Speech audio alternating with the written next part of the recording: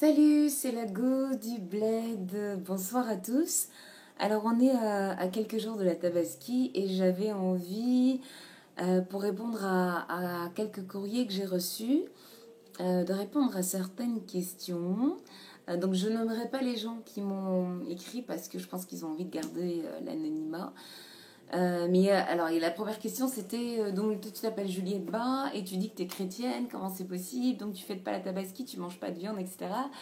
La deuxième question, c'était un peu qu'est-ce que j'en pensais d'une manière générale. Et la troisième question, c'était vu que je suis naturopathe et professeur de yoga, qu'est-ce que je pensais du fait d'ingérer autant de protéines animales, autant de graisses, comme ça en une seule journée, en autant de quantité. Et la quatrième question, c'était pourquoi est-ce que les couples se disputent ou se séparent quand il y a des fêtes. Voilà, est-ce que c'est une question financière? Ok, donc la première question, donc moi je suis très mélangée dans ma famille. J'ai une partie de ma famille qui est musulmane et une autre partie qui est chrétienne. Donc évidemment, quand nous on fête Noël, Pâques, on les invite, on fait notre galach et tout ça. Et puis quand c'est la Tabaski, la Korité, la Tamkharet, c'est le contraire. Donc pour la Tabaski, évidemment, on est invité chaque année. Moi, je ne mange pas énormément de viande en règle générale, surtout pas de viande rouge et surtout pas de viande fraîche. Euh, la Tabaski, pour moi, est un petit peu l'équivalent de Noël pour les chrétiens, c'est-à-dire que c'est une fête qui est très symbolique, qui est un moment de grande ferveur, de grande démonstration de sa foi, d'acceptation des préceptes divins. Et on rappelle évidemment que le bon Dieu avait demandé à Ibrahim de sacrifier son fils et qu'il n'a pas hésité à le faire en fait, il allait le faire. Et au moment où le bon Dieu s'est rendu compte qu'il allait le faire, en quelque sorte pour éprouver sa foi, l'ange Gabriel, donc Djibril, est apparu. Et donc il y a eu ce couteau qui d'un seul coup ne marchait plus et il y a eu ce gros et beau bélier qui a été remplacé. Et voilà, et donc pour commémorer non seulement d'un côté le fait de comprendre que le bon Dieu ne vous met jamais sur votre chemin, je pense, hein, des choses que l'Ochamnedo Atan, donc des choses que vous ne pourrez pas supporter, ça c'est un. Et deux, avoir la foi, garder la foi, quoi qu'il arrive. Si vous gardez la foi et si le bon Dieu se rend compte que vous avez la foi, quoi qu'il arrive, même si vous ne connaissez pas la finalité des épreuves qu'il place sur votre chemin, vous en serez toujours récompensé. Ok, donc symboliquement, c'est quelque chose qui me touche énormément. Maintenant, j'ai l'impression, il y a plusieurs choses qui me dérangent. C'est que je me souviens quand j'avais 10 12 ans à l'époque, j'étais à l'école Saldia et j'habitais à Liberté 5 et je traversais tout le terminus. Vous savez, cette espèce de grand terrain là. D'un côté, il y avait le terminus et de l'autre côté, il y avait rien, c'était un terrain vague. Et à l'époque, je me rappelle que c'est à cet endroit qu'il y avait des moutons. Donc il y avait des grandes barrières, il y avait Allez, il y avait 2000 moutons à vendre. Et je ne me rappelle pas d'un autre quartier où on trouvait des moutons. Alors peut-être qu'il y en avait, mais en tout cas dans ma mémoire, dans mon souvenir, c'était cet endroit-là, à cet endroit-là que les gens venaient chercher des moutons. C'était en 85, donc presque, allez, 30 ans plus tard.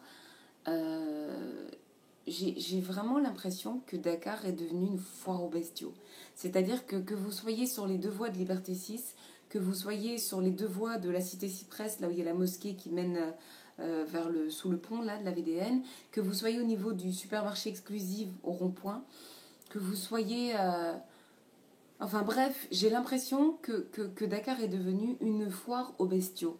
Voilà. Où que vous alliez, il y a des moutons. Alors après, ça passe une étoile à 6 étoiles. Hein. C'est le bed and breakfast et le palace. Ça veut dire qu'on a des moutons qui sont là, comme ça, même le sol, avec un bidon qu'on a coupé en deux. On a mis de l'eau, dans l'autre on a mis une goy là.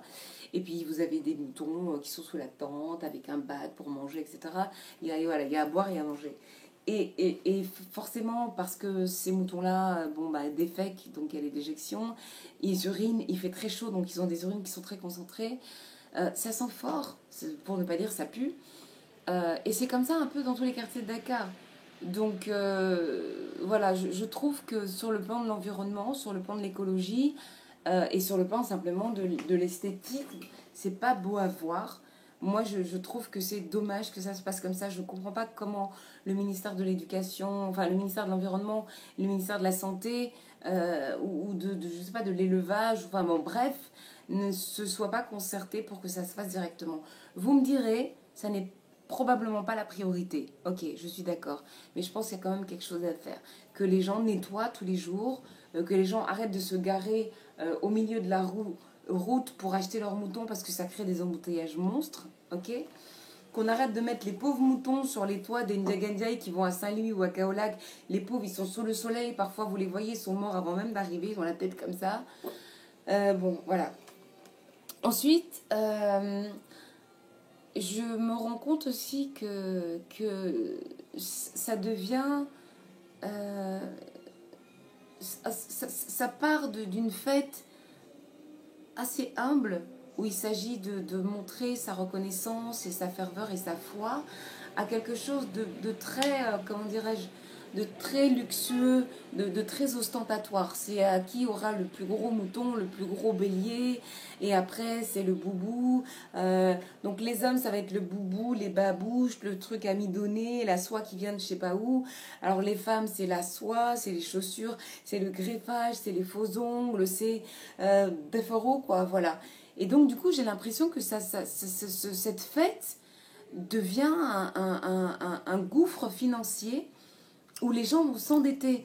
Or, même si je ne suis pas islamologue et que je ne maîtrise pas absolument pas le Coran, je pense que l'idée à la base, ça n'est pas de s'endetter. C'est bien dit qu'il n'est pas question que la personne s'endette pour acheter son mouton.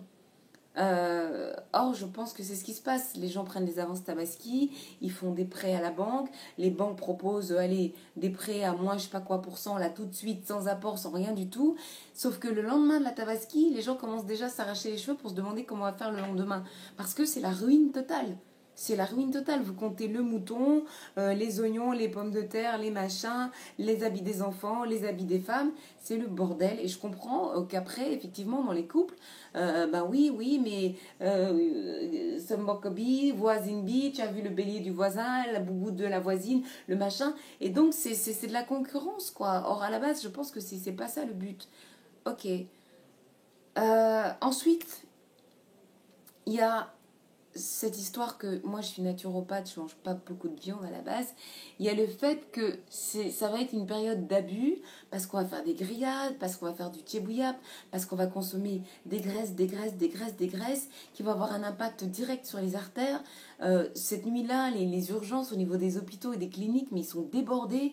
Les gens font des intoxications alimentaires, ils font des indigestions.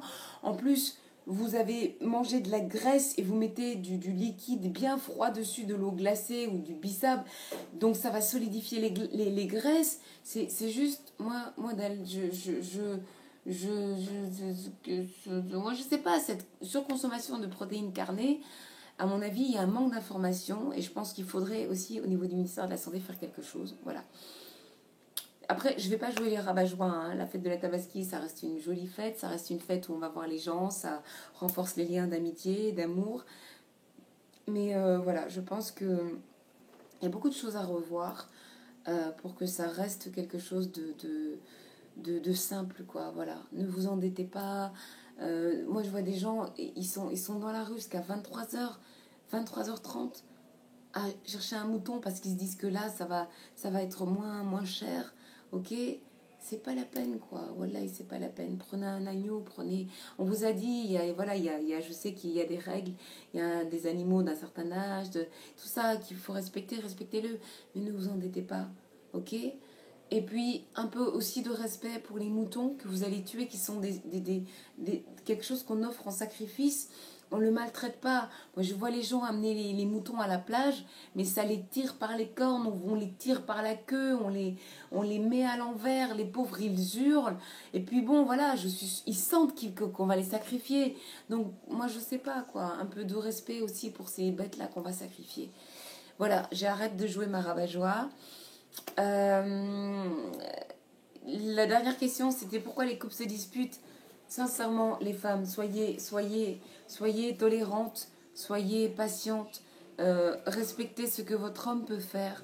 Ne le forcez pas à s'endetter pour vous faire plaisir, parce que s'il s'endette pour vous faire plaisir et que le lendemain c'est pour que les huissiers tapent à la porte et que vous ayez voilà, des dettes partout, ou que lui il dorme plus, ni non, non, rien, dara machin, vraiment c'est pas la peine. Voilà, sur ce, je vous souhaite une très bonne fête de Tabaski.